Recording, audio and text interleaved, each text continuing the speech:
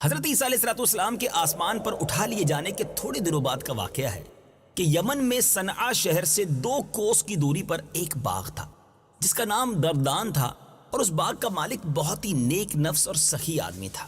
اس کا دستور یہ تھا کہ پھلوں کو توڑتے وقت وہ فقیروں اور مسکینوں کو بلاتا تھا اور اعلان کر دیتا تھا کہ جو پھل ہوا سے گر پڑیں یا جو ہماری جھولی سے الگ جا کر گریں وہ سب تم لوگ لے لیا کرو۔ اس طرح اس کے باغ کا بہت سا پھل فقراء اور مساکین کو مل جایا کرتا تھا۔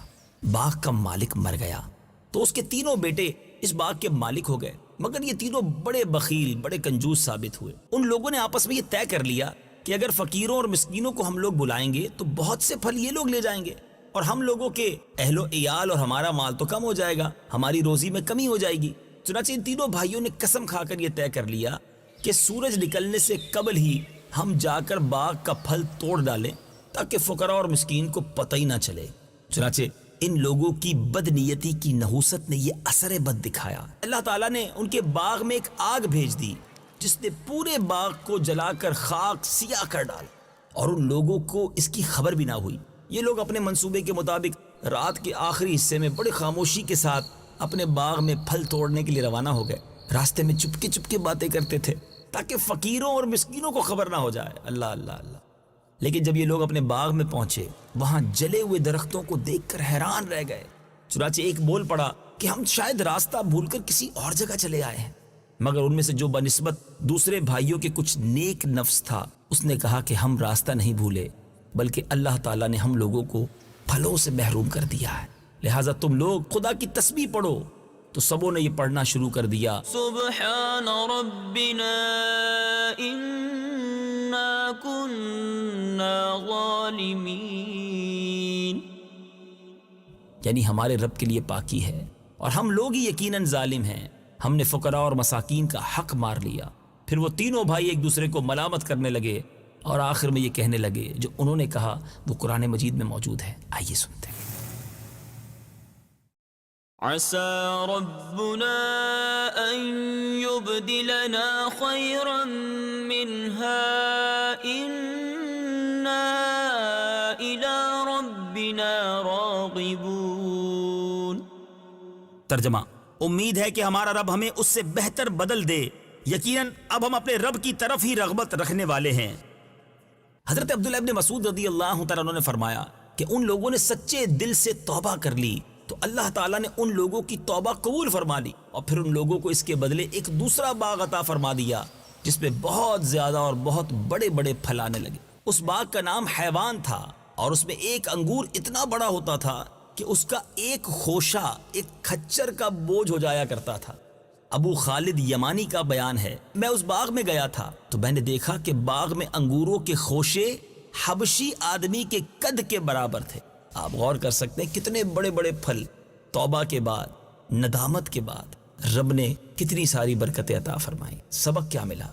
سخاوت اور نیک نیتی کا اثر مال میں خیر و برکت کی صورت میں آتا ہے، مال کی فراوانی ہو جاتی ہے، اور بخیل ہونا، کنجوس ہونا، بدنیتی کا ثمرہ مال کی ہلاکت و بربادی ہے۔ اور یہ بھی معلوم ہوا کہ سچی توبہ اگر کر لی جائے، جو مال ہاتھ سے نکل گیا ہو، اللہ تعالیٰ اس سے بڑھ کر بھی نعمت عطا فرما دیتا ہے۔ وہ کتنا کریم ہے، اس کی نافرمانی کریں اور پھر سچی توبہ بھی کر لیں تو وہ معاف فرما دیتا ہے۔ اے میرے میٹھے اسلامی بھائیوں، راہ خدا میں دل کھول کر خرچ کیجیے۔ یقین جانیے جو اچھی نیتوں کے ساتھ اللہ کی راہ میں خرچ کرتے ہیں نا، ان کا مال بڑھتا ہی ہے، اور جو بخیل بن جاتے ہیں، کنجوس بن جاتے ہیں، اللہ کی راہ میں خرچ نہیں کرتے بلکہ زکوٰۃ بھی پوری نہیں دیتے، کبھی کبھی ایسا نقصان ہوتا ہے کہ سب کچھ ہاتھ سے چلا جاتا ہے۔ تو ہمیں اللہ کی راہ میں دل کھول کر خرچ کرنا چاہیے، غریب و مسکینوں کی مدد کرنی چاہیے۔ اللہ مجھے بھی اور آپ کو اپنی راہ میں دل کھول کر خرچ کرنا نصیب فرمائے، آمین بجاہ النبی الامین صلی اللہ تعالی علیہ وسلم۔ آئیے اب سنتے ہیں دوسرا قصہ۔ آج خاتون جنت بی بی فاطمہ رضی اللہ تعالی عنہا کے 3 روزوں کی بات کرنی ہے۔ سبحان اللہ۔ حضرات حسنین کریمین یعنی حضرت حسن اور امام حسین رضی اللہ تعالیٰ عنہما بچپن میں ایک مرتبہ بیمار ہو گئے تو مولا علی اور بی بی فاطمہ حضرت فدا رضی اللہ تعالیٰ عنہم نے ان شہزادوں کی صحت کے لیے 3 روزوں کی منت مانی۔ اللہ تعالیٰ نے دونوں شہزادوں کو شفا دے دی۔ جب نظر کے روزوں کو ادا کرنے کا وقت آیا تو صبر روزے کی نیت کر لی۔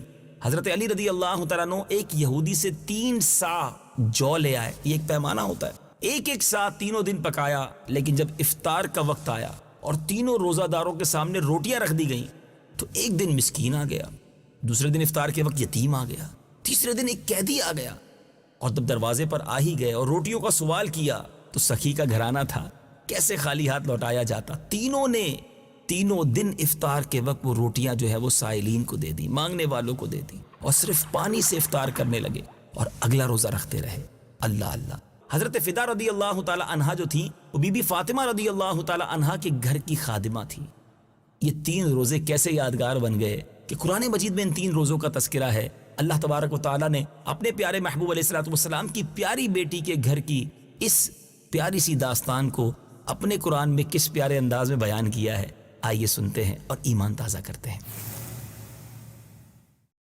وَيُطْعِمُونَ الطَّعَامَ عَلَى حُبِّهِ مِسْكِينًا وَيَتِيمًا وَأَسِيرًا۔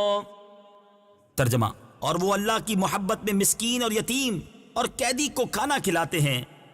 انما نطعمكم لوجه الله لا نريد منكم جزاء ولا شكورا۔ ترجمہ، ہم تمہیں خاص اللہ کی رضا کے لیے کھانا کھلاتے ہیں، ہم تم سے نہ کوئی بدلہ چاہتے ہیں اور نہ شکریہ۔ سبحان اللہ، سبحان اللہ۔ میرے میٹھے اسلامی بھائیوں، کیا بات ہے اس گھرانے کی۔ یہ گھرانہ میرے حضور کا ہے۔ اعلیٰ حضرت امام اہل سنت لکھتے ہیں نا، کیا بات رضا اس چمنستان کرم کی، زہرا ہے کلی جس میں حسین اور حسن پھو۔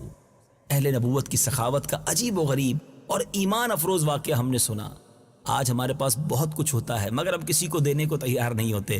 ان کے پاس جو کچھ تھا وہ سب دے دیا کرتے تھے۔ افطار کے وقت تو انسان کی ویسی کیفیت کھانے پینے کی کتنی زیادہ ہوتی ہے، لیکن وہ بھی اس وقت بھی ایثار کرنا، اس وقت بھی غریبوں کی مدد کرنا۔